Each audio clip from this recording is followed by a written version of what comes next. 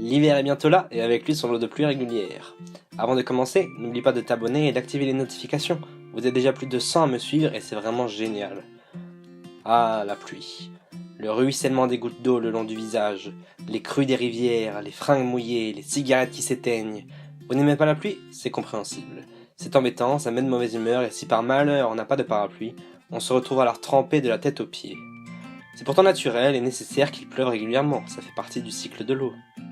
Certes, c'est parfois énervant de se prendre une averse de plein fouet.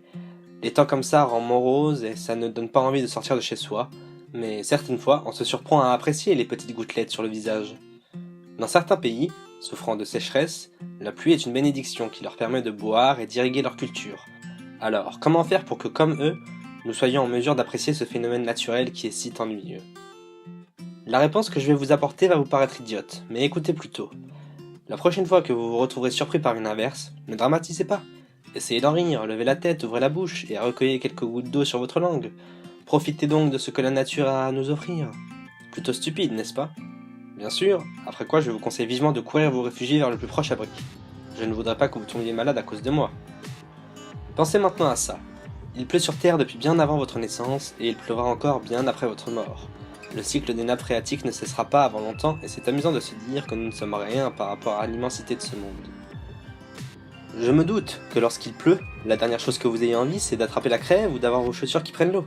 Et je ne vous demande pas de compter les gouttes d'eau, mais plutôt de vous dire que ça ne sert à rien de rouspéter, de dramatiser et plutôt d'accepter les choses telles qu'elles sont, car quoi que vous fassiez, le temps ne changera pas selon votre volonté.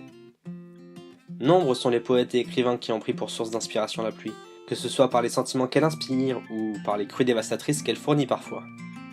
Laissez-moi donc conclure cette courte vidéo avec un écrit de Flaubert que je trouve approprié par les temps qui courent. Quelle pluie, quel temps, quelle tristesse! Mon chagrin ne vient tant pas de la guerre que de ses suites. Nous allons entrer dans une époque de ténèbres. On ne pensera plus qu'à l'art militaire. On sera très pauvre, très pratique et très borné. Les élégances de toutes sortes y seront impossibles. Il faudra se confiner chez soi et ne plus rien voir. Cette citation m'avait fait réfléchir et je vous la partage alors. Enfin, je souhaite parler avec vous des choses que l'on peut faire lorsqu'il pleut. Que ce soit au coin du feu de votre cheminée si vous en avez une. Que ce soit dans la lecture de vos romans, dans votre chambre sous votre petite lampe, lorsqu'il pleut à torrent et que vous avez juste envie de vous évader de ce monde. Ne vous dites pas que la pluie est une mauvaise chose. Dites-vous plutôt, bon bah c'est pas grave, je vais faire autre chose. C'est donc là-dessus que je vous quitte. Merci de m'avoir écouté une nouvelle fois. N'oubliez pas de laisser un like si la vidéo vous a plu. Et je vous invite dans les commentaires afin de me conter les aventures ou mésaventures que vous avez pu vivre lorsqu'il pleuvait. Allez, bisous à tous, à la prochaine!